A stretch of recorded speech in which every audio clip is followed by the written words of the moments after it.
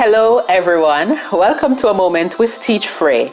Today, I speak to my teachers on the relevant topic of differentiated instructions. I am Denisha Fraser, master teacher in Jamaica. So let's just dive right into our topic for today. Why do differentiated instruction models fail?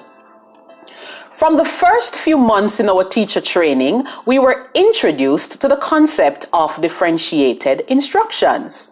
Almost immediately, as the concept was introduced, we heard about the father of multiple intelligences, Howard Gardner, and rightfully so.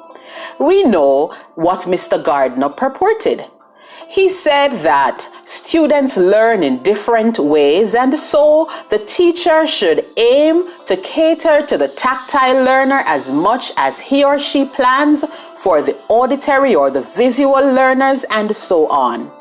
Many of us try to mix differentiation into our teaching methods, but this is often unsustained for several reasons.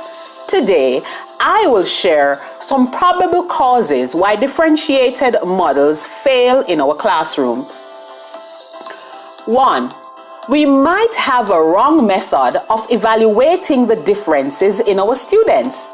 We might need to work on diagnostics a whole lot more, and so that we can see the type of learners we are serving. 2, maybe we are not discussing with our colleagues so that they can assist us in choosing differentiated instruction methods. If we lack the skills to implement differentiated instructions, we might not see the results we hope for. 3, we probably are adjusting the wrong parts of the lesson. Differentiated instructions must be skillfully woven into the fabric of the lesson so that all learners achieve the same outcomes at the end of the learning cycle.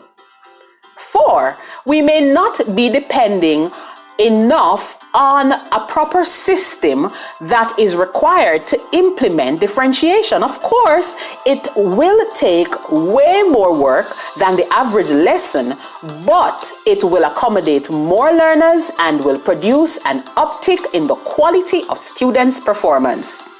5, maybe, just maybe, we have not spent enough time gathering the tools for differentiation. If the teacher attempts to create a differentiated classroom without the correct tools, the benefits will not be lasting and the system will simply crumble.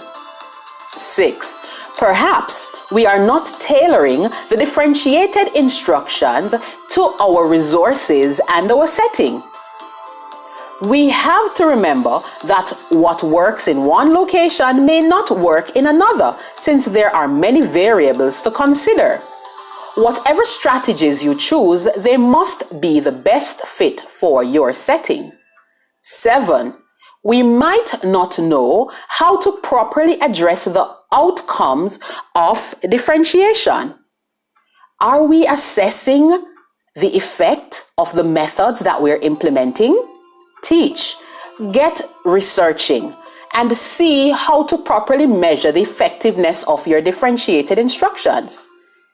8, could it be that the differentiated learning tasks which we are implementing are not clear nor relevant to the content being delivered? Are our students being provided with the scaffolding required to be independent learners in the differentiated setting? This is food for thought. The why cannot be lost in the how. 9, is it that we do not spend time to build differentiation into the routine of our lessons? Anything that falls into the routine of how we run our classes will have far greater impact and longevity. And 10, the last thing to consider, are we accommodating both student-led differentiation as well as teacher-assigned differentiation? We might be surprised that if we mix these two appropriately, then students will benefit a whole lot more. I have given you much to think about. While we continue to cater to the needs of our learners, I say, do your very best for each one of them. They each are likely to become the heads of families one fine day. Create hope for a generation. Until next time, this is Teach Frey. Walk good.